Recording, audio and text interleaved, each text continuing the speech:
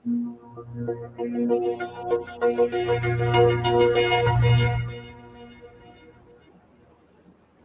ने कर रखा है परेशान, बिना सैनिटाइजेशन के तो अब गुजारा ही नहीं। लेकिन हर चीज पर तो सैनिटाइजेशन का इस्तेमाल नहीं हो सकता। सब्जी, फल, अखबार, ऑफिस फाइलें, मास्क, लिफाफे, घड़ी, चश्मा जैसी हर चीज जिस पर लिक्विड सैनिटाइजर का प्रयोग नहीं कर सकते, उसके लिए प्रयोग कीजिए रक्षक यूवी सैनिटाइजेशन बॉक्स, जिसमें हर चीज बिना गीली हुए सैनिटाइज हो जाती है। इस बॉक्स की खूबी है कि ये पूरी तरह मेड इन इंडिया है और इसे आईआईटी के इंजीनियरों ने बनाया है। तो जल्दी अपने घर और ऑफिस में ले आइए रक्षक यूवी फिल्टर बॉक्स और हो जाइए निश्चिंत। नमस्कार, जुबली टीवी के खास कार्यक्रम गेम प्लान में आप सभी दर्शकों का स्वागत है। गेम प्लान में आज हम बात करेंगे भारतीय हॉकी की। अतीत में भारतीय हॉकी बेहद शानदार रही है। हालांकि भारत के खेल राष्ट्रीय खेल कहा जाता है हॉकी को, लेकिन अब भी सवाल है क्या वाकई हॉकी राष्ट्रीय खेल है। 1928 से लेकर 1956 के बीच में भारतीय हॉकी का स्वर्णिम युग रहा है। इस दौरान भारत ने 6 ओलंपिक गोल्ड मेडल जीते हैं। इसके अलावा 1960 और 1980 ओलंपिक में भी भारत ने 2 गोल्ड मेडल जीते हैं। इस तरीके से देखा जाए तो भारत ने 8 गोल्ड मेडल ओलंपिक में जीते हैं। लेकिन इसके बाद का जो दौर था वो बेहद खराब दौर भारतीय हॉकी के लिए कहा जाएगा। यानी सिक्के के अगर 2 पहलू देखे जाएं तो पहले सिक्के में भारतीय हॉकी का अतीत बेहद गौरवपूर्ण रहा है और स्वर्णिम युग कहा जाएगा, लेकिन उसके बाद का जो दौर है वो बेहद खराब रहा है। हालांकि कहा यह जाता है कि एस्ट्रोटर्फ के आने के बाद जो भारतीय हॉकी जो कलात्मक हॉकी थी वो दम तोड़ती हुई नजर आ रही है। एक दौर ऐसा भी आया जब हिटलर ने भारतीय हॉकी की जमकर तारीफ की और मेजर ध्यानचंद को कहा कि आप हमारे देश से खेलिए, लेकिन मेजर ध्यानचंद ने देश के खातिर उनके इस प्रस्ताव को ठुकरा दिया। लेकिन अब कहानी एकदम उलट है। भारतीय की जो हॉकी है वो लगातार पिछड़ रही है और दूसरी ओर दूसरे खेल लगातार, खास करके जो क्रिकेट है वो फलता फूलता हुआ नजर आ रहा है।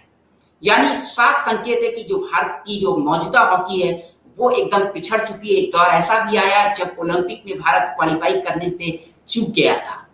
उस समय तमाम बातें आई सामने, कोच बदले गए, कप्तान बदले गए, लेकिन सबसे बड़ा सवाल है जो हॉकी को चलाते हैं, वो जो हॉकी के जो कर्ता धर्ता है वो हॉकी के बारे में ज्यादा सतर्क नजर नहीं आए, ज्यादा रुचि नहीं लेते हैं। वो सिर्फ अपनी जेब भरने में लगे रहते हैं और हॉकी के बारे में उन्होंने कुछ नहीं किया है।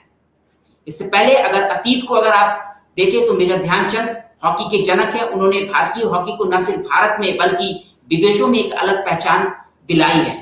लेकिन उसके बदल में उनको क्या मिला, ये एक सबसे बड़ा सवाल है। भारत का सर्वोच्च खेल रत्न, भारत रत्न का जो पुरस्कार है वो अब तक उन्हें नहीं दिया गया है। हालांकि 2014 में जब मनमोहन की सरकार थी तो ये कहा जा रहा था कि उनको ये पुरस्कार मिलेगा, लेकिन सचिन तेंदुलकर के संन्यास लेने के बाद, यानी जिस दिन उन्होंने संन्यास लिया उस दिन मेजर ध्यानचंद की फाइल को हटाकर सचिन तेंदुलकर की फाइल पर हस्ताक्षर कर दिया गया और सचिन को भारत रत्न के पुरस्कार से नवाज दिया गया। यानी कहा जाए कि क्रिकेट के भगवान जिसे सचिन तेंदुलकर कहा जाता है वो हॉकी के जो जादूगर है मेजर ध्यानचंद पर भारी पड़े। आज हम इसी पर बात करेंगे और जानने की कोशिश करेंगे कि आखिर क्यों मेजर ध्यानचंद के साथ ऐसा सौतेला व्यवहार किया जाता है। हम ये भी जानने की कोशिश करेंगे कि जो भारत का हॉकी का जो सफर है वो अब तक कैसा रहा, और इसको खुद आज हम बताएंगे। हमारे साथ लाइव जुड़ रहे हैं भोपाल से मेजर ध्यानचंद के बेटे और दिग्गज ओलंपिक अशोक ध्यानचंद, और हमारे कार्यक्रम का नाम भी यही है, हॉकी की कहानी अशोक की जुबानी। अशोक जी, सबसे पहले तो खेल दिवस की आपको हार्दिक बधाई और जुबली पोस्ट के इस खास कार्यक्रम में आपका स्वागत है। अशोक जी, आपको हमारे जी साहब, मैं सभी व्यूअर्स को, सभी देखने वालों को, सभी दर्शकगण को राष्ट्रीय खेल दिवस की बहुत बहुत शुभकामनाएं देता हूं। और मैं आपको बताना चाहूंगा कि मैं भोपाल में नहीं, मैं इस वक्त दिल्ली में हूं और मैं वहां से बात कर रहा हूं आपसे। जी जी जी जी जी। हाँ, मेरा आपसे पहला सवाल है मेजर ध्यानचंद को लेकर, आखिर सरकार इतनी रुआसी क्यों है उनको लेकर, उनके लिए क्यों उनसे इतना कतरा रही है? इसका जवाब तो हमारे देश के जितने चाहने वाले हैं ध्यानचंद जी को, जो ध्यानचंद जी के बारे में जानते हैं, जिन्होंने उनके जीवनी को पढ़ा है या हॉकी के खेल के बारे में जो जानते हैं, ये तो उनकी ही मांग चल रही है। वही एक बात को लेकर सवाल उठाते हैं, क्योंकि एक कसक है सबके दिल में, इस देश के लोगों के दिल में। ये मेरे किसी अशोक कुमार का या ध्यानचंद के परिवार का सम्मान नहीं है। जी, मैं ये ये जानना ये सम्मान चाह जो है, रहा। जी जी, बताएं बताएं। ये सम्मान देश के असंख्य लोगों का है जिनकी भावनाएं ध्यानचंद के साथ जुड़ी हुई है, ध्यानचंद के उन जीत के साथ जुड़ी हुई है, ध्यानचंद के उन रिकॉर्ड्स के साथ जुड़ी हुई है, और ध्यानचंद के उस निस्वार्थ भाव से जो देश की सेवा करी है उससे जुड़ी है। तो ये सवाल तो हर जगह मुझसे ही पूछा जाता है और मुझको ही जवाब देना होता है कि ध्यानचंद जी को अवार्ड क्यों नहीं मिला। इसके बारे में मैं ये जानता हूँ, ये अवार्ड हमारे देश का एक सर्वोच्च सम्मानीय पुरस्कार है, जिसको देश अपने उन विभूतियों को देता है जिन्होंने देश के लिए काम किया हो, देश के गौरव को आगे बढ़ाया हो, देश के लिए या उनके जनमानस के को प्रेरणा देने के लिए काम किया हो। तो सरकारें बदलती हैं, बदलती रहती हैं, जैसा आपने कहा कि उसके पहले मनमोहन कांग्रेस सरकार थी, अभी हमारे पास माननीय श्री नरेंद्र मोदी जी की सरकार है। तो ये सरकारों का काम है कि खाली छांटना उसमें से, क्योंकि सम्मान देश का सम्मान होता है और देश की विभूतियों को सम्मानित करना ये सरकार के साथ साथ देश का गौरव बढ़ाती है। तो मैं ये लेके चलता हूँ इस बात को, इस बात से कि जो भी अवार्ड हमको मिलते हैं या दिए जाते हैं सरकार के द्वारा, विभिन्न सरकारों के द्वारा, तो वो हमारे देश के सम्मान को ऊपर करने के लिए दी जाते हैं। डेफिनेटली इसके अंदर व्यक्ति विशेष का जरूर कुछ ना कुछ गर्व होता है उसको कि मुझे अवार्ड मिला है, लेकिन कहीं ना कहीं सबको कसक है ध्यानचंद जी को अवार्ड नहीं मिलने की। और जैसा आपने बताया कि 2012 में, और सबसे बड़ी बात ताजुब की बात तो ये है अब्बास साहब कि 2012 में जब खिलाड़ियों के लिए खुला था ये अवार्ड, तब माननीय श्री अजय माकन जी जो हमारे तत्कालीन खेल मंत्री थे, उन्होंने अपने आप से खुद खुद ब खुद ध्यानचंद जी का नाम प्रपोज कर दिया। जिस तरह जी 2017 में विजय गोयल जी ने प्रपोज करा अपने, क्यों? वो श्रद्धा है ध्यानचंद के लिए, वो ध्यानचंद जी को जानते हैं। तो उसके बाद बीच में इस दौरान में हमारे जितेंद्र सिंह जी आए 2014 में, और उन्होंने ध्यानचंद जी के बायोडाटा को, जो बिशन सिंह जी बेदी हमारे क्रिकेट के महारथी, जो इतने अच्छे गेंदबाज जिनको दुनिया में कोई मुकाबला नहीं, उनकी अगुवाई में एक दल गया मिलने के लिए जितेंद्र जी से, और उनसे मिला और ध्यानचंद जी का बायोडाटा उनको पेश किया। तो उन्होंने उनके बायोडाटा को सर माथे पे लगा के ये बोले कि मैं इस बायोडाटा को, जो ध्यानचंद जी का है, जो मेरे लिए सम्मान है, मेरा सम्मान है कि मैं उनके बायोडाटा को हाथ में पकड़े हुए हूँ, मैं इसको प्रधानमंत्री कार्यालय में खुद लेके जाऊंगा, इसको पोस्ट से नहीं भेजूंगा। तो आप देखिए उन व्यक्तियों के लिए, उन हमारे उन सरकार के केंद्रीय खेल मंत्री के लिए क्या लफ्ज बोलते हैं वो। लेकिन जब वो पहुंचता है जहां से इसको अनुमति मिलनी है, अनुमोदन होना है, वो 3-4 महीने रुका जाता है। रुकने के बाद उसके बाद यकायक एक मैच का आयोजन होता है, क्योंकि क्रिकेट ऐसा खेल है जो किसी वक्त भी खेला जा सकता है, तो कोई भी उसको खिला सकता है, इतने सक्षम है हमारे यहाँ देश के हमारे लोग और युवा। और उन्होंने वो मैच आयोजित किया, विदाई मैच। उस मैच में सचिन खेले, सचिन के रिटायरमेंट के बाद उसका अनाउंसमेंट हो जाता है। तो ये जो चीज है, इसको एक राजनीति का रंग हम क्यों देते हैं? सचिन के लिए कौन मना करता है? गावस्कर के लिए कौन मना करता है? कपिल देव के लिए कौन मना करता है? रूप सिंह के लिए कौन मना करता है? कैप्टन रूप सिंह। हमारे देश में देखिए कई चीजें हुई हैं, 4-4 गोल्ड मेडलिस्ट हमारे निकल गए हैं इस दुनिया से। लेस्ली क्लाउडियस साहब 3 gold medal, 1 silver medal Olympic का, और उनको मिलता क्या है? सिर्फ पद्मश्री। सरदार सही बलबीर बात। सिंह जी, जिनका देहावसान अभी कुछ दिनों पहले हुआ, 3 गोल्ड मेडलिस्ट आजादी के बाद के, और 56 का मेलबर्न का उनका मैच, विनिंग मैच, उनको मिला क्या? पद्मश्री। तो आप इन चीजों को कैसे तोलेंगे? तो इसका मतलब ओलंपिक के में जाने का या ओलंपिक में पार्टिसिपेट करने का और मेडल जीतने का जो पैमाना उसके बाद हमारी सरकारें तौलती चली आ रही हैं खिलाड़ियों के लिए, उसमें कहीं ना कहीं तो ऊंचा नीचा है कि आप 3-3, 4-4 मेडलिस्ट को एक पद्मश्री देते हैं। सिर्फ क्यों नहीं पद्म विभूषण उनको दिया जाता है? आज देखिए हमारे कई ऐसे खिलाड़ी हैं, मैं नाम नहीं लूंगा और हम सब जानते हैं इस बात को, उजागर चीजें हैं कि उनका कहीं ओलंपिक में मेडल नहीं है, लेकिन उनको पद्म भूषण, तरह तरह के पुरस्कार, इसको इसको ये मैंने कहा ना, ये राष्ट्र के गौरव के सम्मान होते हैं जो खास काम के लिए दिए जाते हैं, और इसको हमें इन बातों से दूर रखना होगा।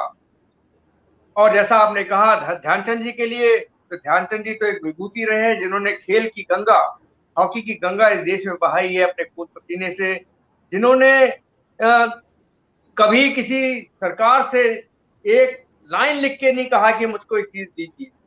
मैं आज बैठा बात कर रहा था एक पत्रकार महोदय से, और मैं यही बोल रहा था, क्या ध्यानचंद जी आजादी के बाद हमारी सरकार को अगर जाकर किसी से मिलते, मंत्री से या लेटर लिखते, तो क्या उनको वो चीजें हासिल नहीं होती? लेकिन मैं जानता हूं ध्यानचंद जी को, क्योंकि मैंने एक एप्लीकेशन लिखी थी गैस एजेंसी के लिए 1977-78 में। एक गैस एजेंसी घर में मिल जाए तो हमारे घर की जो स्थिति वो ठीक हो जाए, क्योंकि ध्यानचंद ने 50 साल अपने जीवन के परिवार के भरण पोषण के लिए गुजारे और नौकरी करी 50 साल। क्या उस जैसी शख्सियत को नौकरी करने की जरूरत थी? 200 रुपए की पेंशन यूपी सरकार से मिला करती थी उनको। तो क्या ये चीजें बड़ी बड़ी ऐसी नहीं जो आपको द्वेलित करती हैं? मैं पुत्र होने के नाते नहीं बोल रहा हूँ, मैं खिलाड़ी होने के नाते, एक नागरिक होने के नाते पूछ रहा हूँ, मैं बोल रहा हूँ कि क्या ये चीजें हमारे अंदर से हमारे हमारे जज्बे को, हमारी भावनाओं को ठेस नहीं पहुंचाती? कि ऐसा भी होता है क्या? तो वो 50 साल उन्होंने गुजारे हैं, और वो जो एप्लीकेशन के लिए मैंने लिख के दिया और कहा बाबूजी इस पे साइन कर दीजिए, ये गैस एजेंसी के लिए है तो हमको मिल जाएगी। उन्होंने उसको देखा, पढ़ा, और जो आर्मी की लैंग्वेज में बात करते थे, उन्होंने कहा हम इस पे साइन क्यों करेगा, क्या हम भीख मांगेगा? अब देखिए उसकी आत्मसम्मान, देखिए उस शख्स का, हम भीख मांगेगा क्या?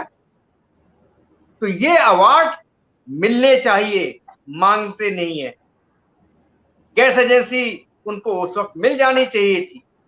हाँ, एप्लीकेशन जरूर लिखी जाती है, कुछ चीजें होती हैं और मैं समझता हूँ होना चाहिए, लेकिन सम्मान के साथ। और ध्यानचंद विभूति उन्हीं में से, उन जैसे कई विभूति है देश के अंदर, कई विभूति हैं, हमको उनको सामने लाना होगा, हमें उन्हें सम्मान देना होगा। इस देश के सम्मान को आगे बढ़ाने के लिए उनको सम्मान देना होगा।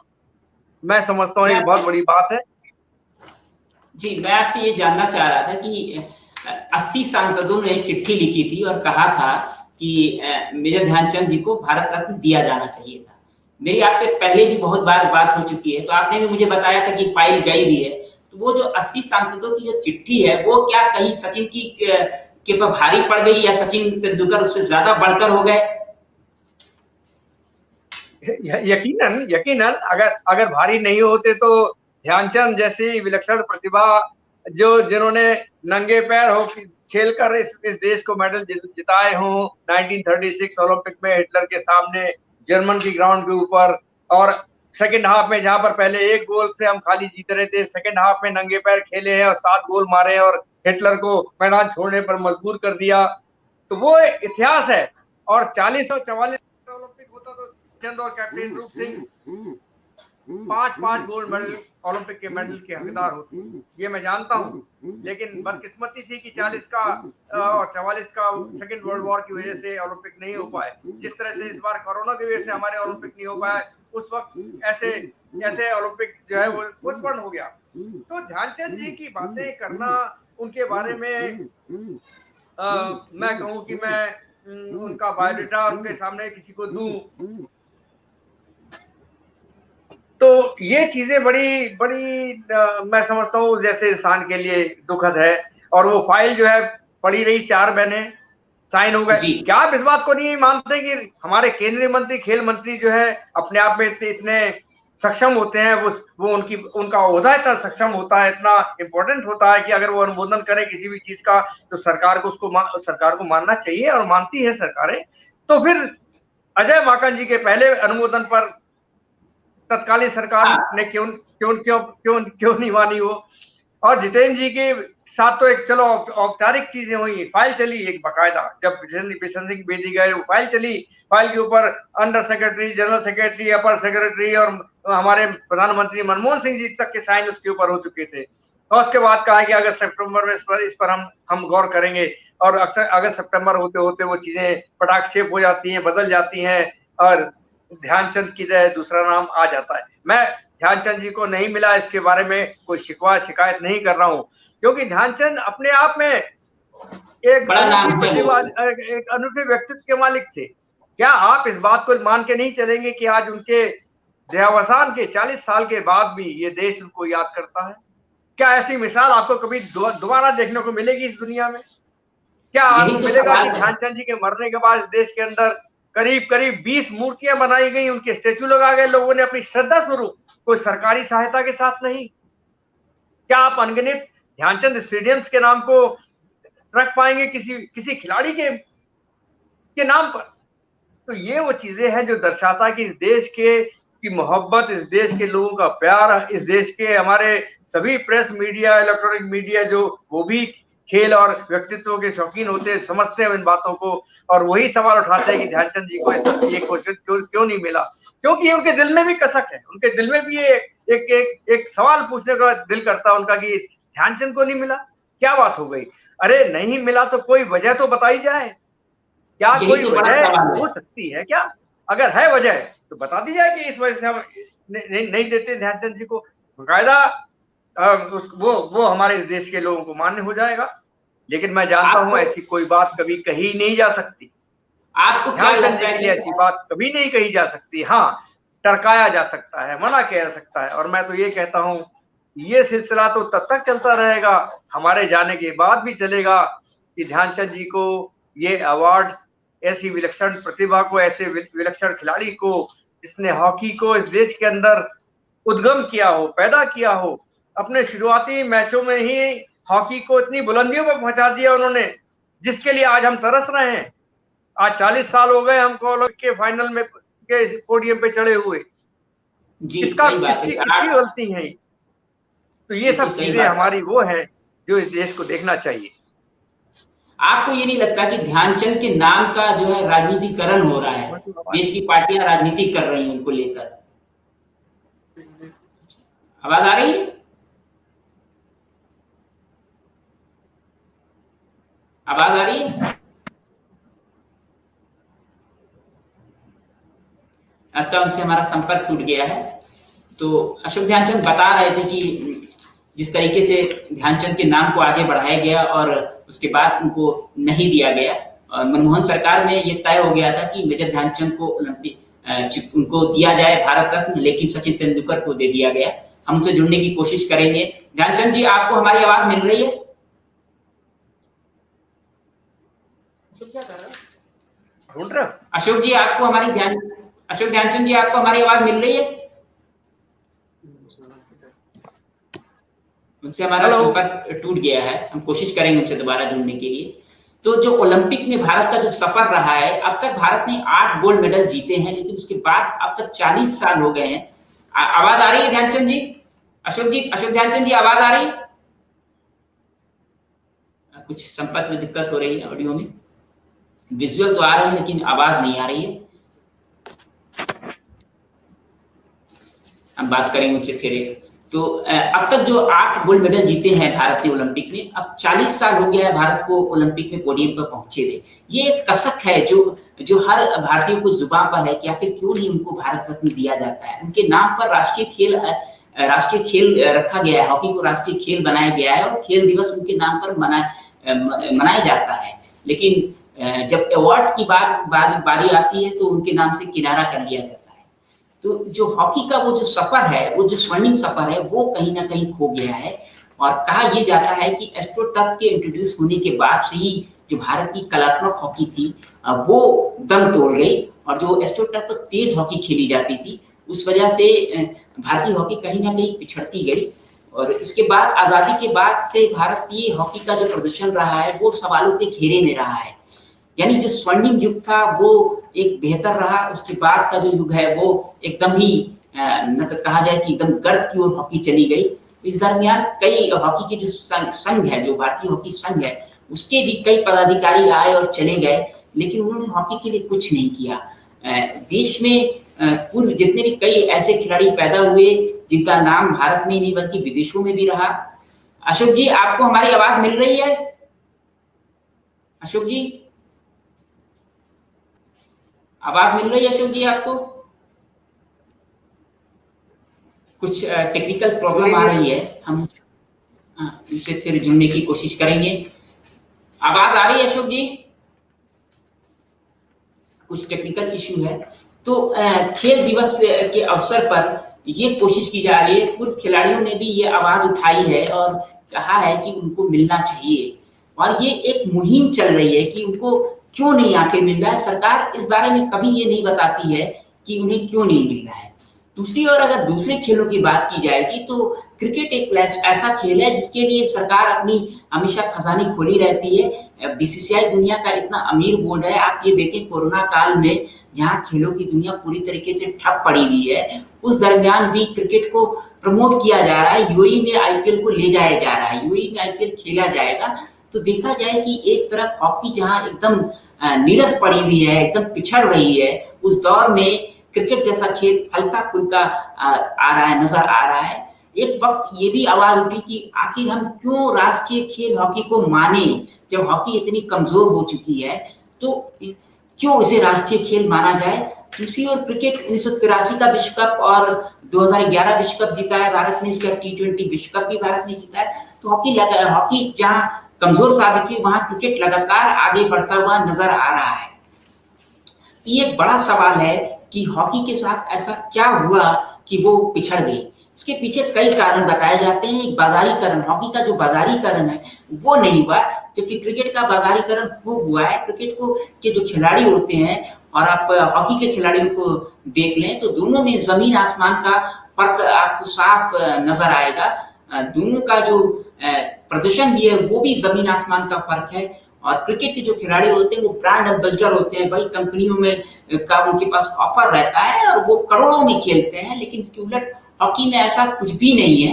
हॉकी के खिलाड़ी एकदम आर्थिक रूप से कमजोर होते हैं। आज ही एक खबर आ रही है कि एक हॉकी प्लेयर ने खुदकुशी कर ली है रांची के, लेकिन उसके खुदकुशी करने को लेकर ऐसी कोई ठोस जानकारी नहीं है कि उन्होंने क्यों आत्महत्या की है। अशोक जी, आपको हमारी आवाज मिल रही है? अब सुनाई दे रही है, अब सुनाई दे रही है। जी जी, हाँ जी। तो अशोक जी, मैं यही पूछ रहा था, आप वही उसी से मैं आगे बढ़ाना चाह रहा हूँ बात को, कि आपको क्या लगता है कि ध्यानचंद, मेजर ध्यानचंद के नाम का राजनीतिकरण हो रहा है? नहीं, इस बारे में मेरे को ज्यादा नहीं पता राजनीतिकरण। हम लोग तो सिर्फ ये जानते हैं कि ध्यानचंद जी एक बड़े निस्वार्थ भाव से उन्होंने इस देश में हॉकी खेली है। बाकी राजनीतिकरण क्या हो रहा है क्या नहीं हो रहा उसके बारे में मैं आपको नहीं बता पाऊंगा, ना मैं जानता हूँ। हाँ, ये जरूर जानता हूँ, राजनीतिकरण उस वक्त किया गया था जो ध्यानचंद की फाइल जो बाकायदा चली थी उसको रोककर और एकदम यकायक उनको हटा दिया गया, उनका नाम हटा दिया गया। तो बड़ा बुरा लगा, खराब लगा हमको भी।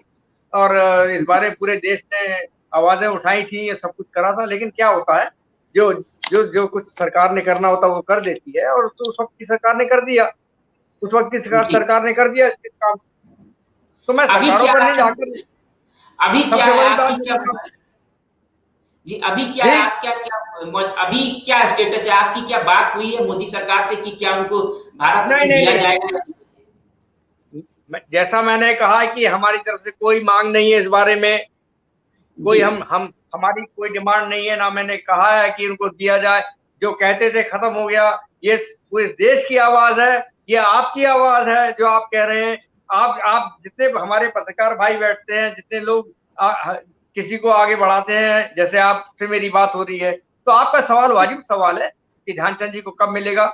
मिलना चाहिए, मैं समझता हूँ मिलना चाहिए। इस देश का हर बच्चा जानता है मिलना चाहिए, इस देश का हर नागरिक समझता है मिलना चाहिए। कब देंगे, सरकार कब देगी, ये उनके ऊपर डिपेंड करता है। और ये डिपेंड कब तक करता है ये भी देखने की बात होगी। और कोई सवाल पूछिए आप इसके अलावा। जी, मेरा एक सवाल ये था कि आप उनके बेटे हैं, उनसे कुछ जुड़े हुए कुछ किस्से अगर हो तो वो हमारे दर्शकों को बताएं। किनसे किनसे जी? मेजर ध्यानचंद जी से जुड़े हुए कोई किस्से हो, वो हमारे दर्शकों से आप और साझा करें, आप उनके बेटे हैं। हाँ हाँ, नहीं नहीं, सही बात है, बिल्कुल। ध्यानचंद जी के किस्से नहीं, वो तो सच्चाई है, हकीकत है, जो मुझे भी सुनने को मिली, देखने को मिली। और ऐसी ऐसी कई बातें हैं जितने मेरे खेल जीवन में 1970 से लेकर 1979 तक करीब 10 साल के अंतराल में मैंने दुनिया, चाहे वो न्यूजीलैंड हो, चाहे वो जर्मनी हो, चाहे वो इंग्लैंड हो, चाहे वो इंडिया हो, तो वहां वहां पर मुझे ध्यानचंद जी के बारे में जो बातें सुनने को मिली, देखने को मिली, वो अपने आप में बड़ी बड़ी ही अचरज वाली थी मेरे लिए तो। और वो इसलिए कि 1972 में पहली बार जब मैं खेलने गया, पहला ओलंपिक जो मेरा सपना था, जिसके लिए मैंने कमिटमेंट किया था अपने आप के अंदर, और वो कमिटमेंट ये था कि मुझे ओलंपियन बनना है। जब 64 की हमारा ओलंपिक का मैच चल रहा था, मैं 10वीं क्लास में था, मैंने कमिटमेंट किया कि मुझे ओलंपियन बनना है। उसके लिए मैंने अपनी खुद की मेहनत करी, आगे बढ़ा, प्रैक्टिस करी, लोगों के खेल को देखा। और जब मैं जर्मनी पहुंचा हूं, हमारे कोच माननीय श्री दिवंगत केटी सिंह बाबू साहब हुआ करते थे। और केटी सिंह बाबू साहब इस दुनिया के, हिंदुस्तान को छोड़िए, दुनिया के सबसे बेहतरीन इनसाइड राइट में शुमार होते थे, जिनको कि 1952 में हेलसिंकी पुरस्कार मिला था। खिलाड़ी जी। को जमाने में इस तरह की चीजें मिलना बहुत मायने रखती है। अब्बास साहब और बाबू साहब का कद और काठी और नाम और उनका काम बहुत ऊंचा था। वो हमारे कोच बनकर गए थे। हम उनके खिलाड़ी के रूप में मैं गया था। और एक प्रैक्टिस हमारी चल रही थी, यकायक मैं देखता हूँ कि ग्राउंड की दूरी से करीब एक कारों का काफिला चला आ रहा है। वो काफिला आके हमारे ग्राउंड के पास रुका है। उसमें एक बड़ी सी वैन टाइप की गाड़ी थी। 1972 की बात है ये, आज से करीब 28 और आप लगा लीजिए 20 साल 48 साल पहले की बात है। तो वो काफिला रुका, काफिले में से कुछ लोग निकल कर आए मैदान में। उन्होंने हमारे कोच मैनेजर से बात करी। हमारे कोच बाबू साहब थे और मैनेजर अभी भी हमारे लिविंग लेजेंड केशव दत्त साहब, जो कलकत्ता में रहते हैं, वो आज भी मौजूद हैं, वो थे। उन्होंने बात की और मुझे इशारे से बुलाया। बाबू साहब ने, अशोक इधर आओ। मैं आया। उन्होंने कहा ये आपसे कुछ लोग मिलने आए हैं। अब देखिए 1936 और 1972, ऑलमोस्ट 36 साल का अंतर। और उस अंतर में वो एक शख्स बड़ी सी वैन में जो था, उसका वैन का दरवाजा खोला, पिछला दरवाजा खोला तो एक स्ट्रेचर निकाला गया। स्ट्रेचर को छत के ऊपर, कार की छत पे रखा गया और उस शख्स ने मुझसे हाथ मिलाया। मुझसे हाथ मिलाने के बाद ट्रांसलेट हो रही थी, छोटी छोटी इंग्लिश में बात हो रही थी। तो उन्होंने कहा ये, वो नाम बताया उन्होंने और ये कहा कि आपके पिता के ये बहुत बड़े फैन थे। 1936 में जब आपके पिता खेलने आए थे तो इन्होंने सारे मैच देखे थे आपके पिता के और उनसे बहुत इम्प्रेस थे। और उन्होंने अपने साइड में से करीब करीब 100-150 अखबारों का पुलिंदा निकाला जो उस वक्त के जर्मन लैंग्वेज में लिखे हुए थे ध्यानचंद जी के बारे में। वो दिखाया कि ये तुमको भेंट करना चाहते हैं, ये तुम्हारे पिताजी की चीजें इन्होंने संजो के रखी हैं, ये आपके पिताजी के फैन थे। आप क्या कहेंगे इस बात को कि वो 36 साल के बाद मुझसे मिलने उनका बेटा जब पता लगा कि खेलने आया है। और बड़ी बात मुझे है। एक चीज, जी अब्बास साहब, ये सब चीजें हैं जो खेल एक खिलाड़ी के रूप में अर्जित की हैं ध्यानचंद ने। और खिलाड़ी के रूप में उनके छोटे भाई रूप सिंह, जो 1972 ओलंपिक में मैं गया हूँ, जब पहली बार विलेज में पहुंचा हूं तो मुझे ये पता लगा कि कैप्टन रूप सिंह के नाम की स्ट्रीट वहां पर बनी हुई है। उस ओलंपिक विलेज के अंदर, म्यूनिख के अंदर, कैप्टन रूप सिंह की स्ट्रीट बनी है।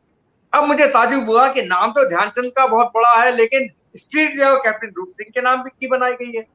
लेकिन उनकी नजर में जो 1932 का टूर्नामेंट था लॉस एंजलिस का और 1936 का जो टूर्नामेंट रूप सिंह ने खेला, उनकी नजर में रूप सिंह का दर्जा ध्यानचंद से ऊपर था। इस करके उन्होंने नाम जो स्ट्रीट बनाई है रूप सिंह के, वो आज भी कायम है, वहीं पर मौजूद। ये वो चीजें दिखाती हैं कि ध्यानचंद की कद काठी कितनी ऊपर थी। और उसी फाइनल मैच में जब जीतती है टीम 8-1 से, मैच के बाद अब्बास साहब, सब लोग टीम के मेंबर खुशी कर रहे हैं, हंसी नाच गा रहे हैं, लोग मिलने आ रहे हैं, बधाई दे रहे हैं। पता लगा शाम का धुंधल का चढ़ने वाला है, ध्यानचंद वहां से मिसिंग थे। ध्यानचंद वहां पर मौजूद नहीं थे। तो उनके संगी साथियों ने कहा, अरे ध्यान किधर है, ध्यान को ढूंढ के लाओ। कुछ लोग ढूंढने गए उनको, तो देखा तो ध्यानचंद जो है वो फ्लैग जहां पर सारे देशों के लगते हैं ओलंपिक विलेज में, वहां पर बैठे हुए हैं और रो रहे हैं। तो उन्होंने कहा, अरे ध्यान, हम लोग जीत गए और तुम रो रहे हो, क्या बात है, ये हमारी हिंदुस्तान की टीम जीत गई, हिटलर की टीम को हराया, जर्मन की टीम को हराया, जिससे हमें उम्मीद थी कि हम इसको हरा देंगे। उस जो टीम हिंदुस्तान की जीती थी, क्या आप यकीन करेंगे कि इस देश से चंदा इकट्ठा किया गया, इस देश के, जो कि हमारा बिखरा हुआ देश, जिसको हम देश नहीं कह सकते थे, इसको राजा, नवाब, सूबेदार, जागीरदार, राय साहब, संस्थाएं, व्यापारी घराने, मोदी साहब, बिरला जी, टाटा, इनके 200 रुपए, 250 रुपए, 300 रुपए। झांसी हीरोज क्लब, जो छोटा सा क्लब था, ध्यानचंद जी ने अपील करी तो झांसी से 650 रुपए उस वक्त इकट्ठे हुए, और बड़े बड़े राजा लोगों ने कितने दिए, 100 रुपए, 200 रुपए, महाराजा पटियाला 3000 रुपए। इस तरह से पैसा इकट्ठा हुआ, 50,360 रुपया बैलेंस शीट के साथ जो मौजूद है। तब टीम गई है। ये था देश प्रेम, देश के लोगों का उस टीम के प्रति प्रेम, कि हमारी टीम जा रही है, इसको जीत के आना है, जो उनके मन से उपजा था, जो उस बात से उपजा था कि हमारी टीम सक्षम है इस काम को करने के लिए, कि हमें जाएगी तो जीत कर आएगी। क्यों, उसके पहले 1928 और 1932 का टूर्नामेंट हम जीत गए थे। 1928 का टूर्नामेंट जब खेले गए, ध्यानचंद, तो ध्यान सिंह का नाम था उनका, उसमें ध्यान सिंह नाम था। और उस टूर्नामेंट के बाद उनको जादूगर की संज्ञा मिली। जादूगर, मैजिशियन, चुंबक वाली हॉकी तोड़ के देखो, इसमें जादू है। ये 28 से शुरू हो गया। और ध्यान सिंह जब इंडिया लौटे हैं तो वो ध्यान सिंह नहीं थे, ध्यानचंद बन चुके थे। वो ध्यानचंद नहीं थे, वो हॉकी जादूगर ध्यानचंद बन चुके थे। ये था प्यार लोगों का उनके प्रति। महाराजा बड़ौदा साहब ने कहते जी, अशोक जी, हमारे पास समय की कमी है, तो मेरा एक सवाल ये था कि अभी जो मौजूदा हॉकी है ओलंपिक में कहाँ स्टैंड करती हुई आपको नजर आ रही है? जी, और जैसा मैंने आपसे बताया, मैंने कहा आपसे कि हमें 40 साल हो गए पोडियम पर चढ़े हुए, और हमारे इस 40 साल के दौरान में ऐसा भी वक्त आया जब टीम को एंट्री नहीं मिली ओलंपिक के अंदर। वो हमारे लिए नहीं, इस देश के लिए बहुत बहुत दुखदायी क्षण थे, वो पल थे, कि जब हमारी हॉकी टीम, जिसने 8 गोल्ड मेडल जीते हो, जिसने 1 सिल्वर मेडल जीता हो, जिसने 2 ब्रॉन्ज मेडल जीते हो, टोटल 11 मेडल हमारे इस टीम के हैं, उसमें हमारी टीम का ना जाना और नहीं खेलना, और आज की मौजूदा स्थिति बड़े दुख की घड़ी थी वो। जी, तो आज की मौजूदा स्थिति में जो पिछले कुछ टूर्नामेंट में, जो कि लीग के आधार पर हुए थे, लीग, आप वर्ल्ड लीग कह लीजिए, और हमारी इंडिया की कुछ लीग मैचेस हुए थे, उसमें हमारी टीम ने बड़ा अच्छा प्रदर्शन किया। लेकिन जहां प्रदर्शन करने की बात आती है, जैसा मैं कहूं कि हमारा एशियाड हमसे चला गया, जिसमें हमें जीतना चाहिए था। हमारा वर्ल्ड कप, जिसको आज 45 साल से ऊपर हो गया है, नहीं पोडियम पर चढ़े हुए, उस पे हमें खेलना चाहिए था। उसमें हमें, जो हमारे देश के अंदर ही वर्ल्ड कप हुआ था कटक के अंदर, उसमें हम 5वें स्थान पर रहे। तो ये वो जगह होती है जहां पर हमारे एग्जाम होते, खिलाड़ी का एग्जाम होता है, खिलाड़ी अपना एग्जाम देता है टूर्नामेंट। जब बड़ा एग्जाम होता है तो जो मनोस्थिति होती है, जो बॉडी की लैंग्वेज होती है, जो आपकी स्पिरिट होती है, वो कैसे बिहेव करती है, वो काउंट करता है। ओलंपिक, एशियाड, वर्ल्ड कप में टीमें वही जाती हैं, चाहे वो जर्मन हो, चाहे ओलंपिक में अर्जेंटीना हो, लेकिन उस ओलंपिक के नाम का महत्व होता है, जहां पर जाके दिल में घबराहट होती है, दिल को काबू में रखना, अपने नर्वस सिस्टम को काबू में रखना, अपने उस मिजाज को काबू में रखना, अपने टेम्पो को बना के रखना और खेलना।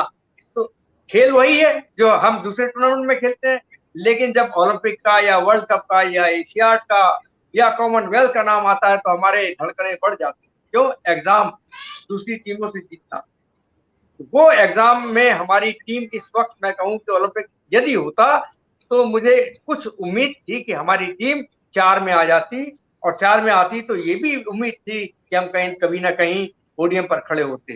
बहरहाल ये किस्मत का खेल था कि इस बार कोरोना की वजह से जो महामारी फैली है, इसमें हजारों लोग, लाखों लोगों की जीवन लीला समाप्त हो गई है, जिसकी वजह से टूर्नामेंट नहीं हुआ। कोई बात नहीं, ये टूर्नामेंट होते रहेंगे, लेकिन जीवन बहुत जरूरी है, जीवन को बचा के रखना है।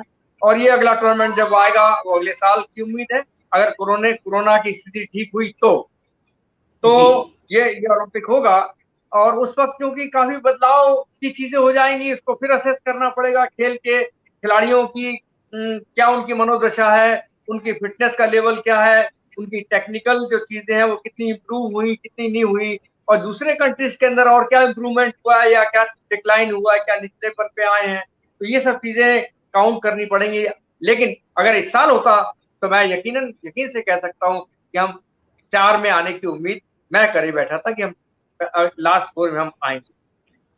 आखिरी सवाल मेरा ये है कि यूपी की हॉकी को लेकर क्यों इतना, मतलब यूपी के से प्लेयर क्यों नहीं निकल रहे हैं? भारतीय टीम में एक दौर था जब यूपी के खिलाड़ियों का सिक्का चलता था, क्योंकि ध्यानचंद खुद झांसी के हैं।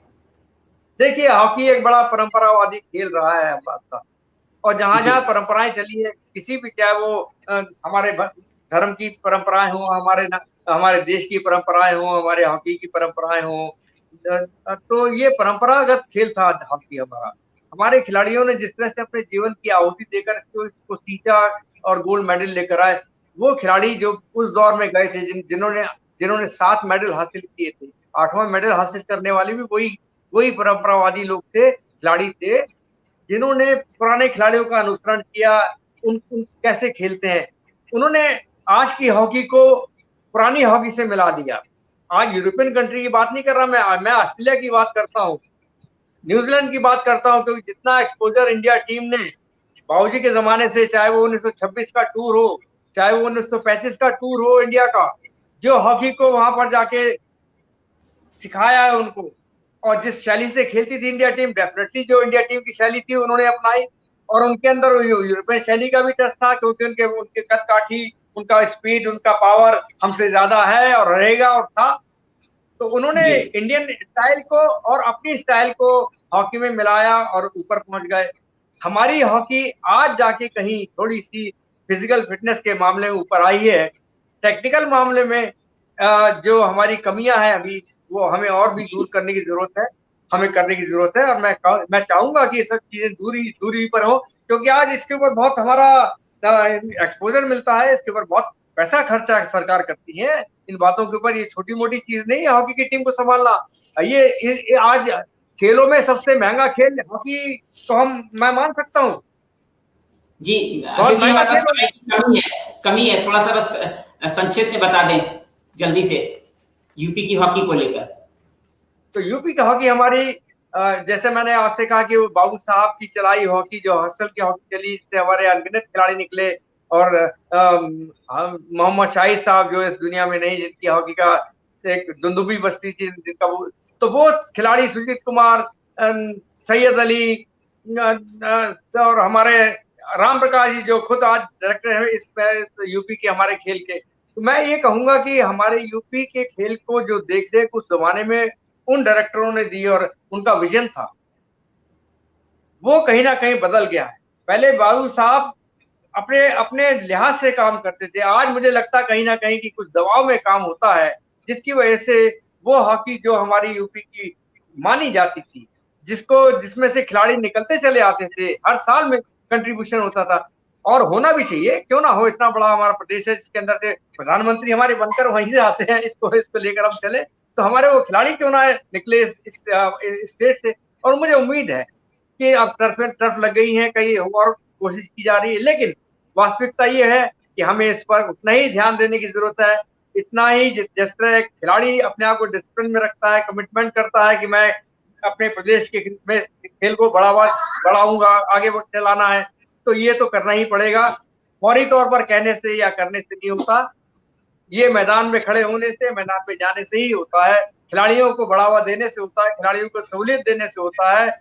और इसमें कोई शक नहीं कि आज प्रदेश के अंदर ये सब बातें बहुत ऊपर बढ़ रही हैं, लेकिन फिर भी वो कमी जो आपने बताई है वो दूर करने की जरूरत है। हमारे कर्णधार इस बारे में काम करेंगे, सरकार तो इसके कार्यरत है ही। हमसे जुड़ने के लिए आपका बहुत बहुत शुक्रिया अशोक जी। कार्यक्रम का समय समाप्त हो रहा है। देखना होगा कि अब सरकार कब भारत रत्न देने के बारे में सोचती है ध्यानचंद को। हम आपको बताना चाहेंगे कि हमारा YouTube चैनल वेरीफाई हो चुका है, आप हमारे चैनल को सब्सक्राइब कर सकते हैं, जुबली टीवी के नाम से है। सब्सक्राइब करें और नोटिफिकेशन का बटन दबाएं। फेसबुक और पर भी हमें आप फॉलो कर सकते हैं। हमारी ताजा खबरों के लिए आप www.jubilipost.in पर आप करें, संपर्क कर सकते हैं। इसके साथ ही कार्यक्रम का समय खत्म हो रहा है। अगले हफ्ते आपसे फिर मिलेंगे एक नए गेम प्लान के साथ। तब तक के लिए बहुत बहुत शुक्रिया। खेल दिवस के इस विशेष अवसर पर सभी भारतवासियों को, खेल प्रेमियों को हार्दिक बधाई। नमस्कार।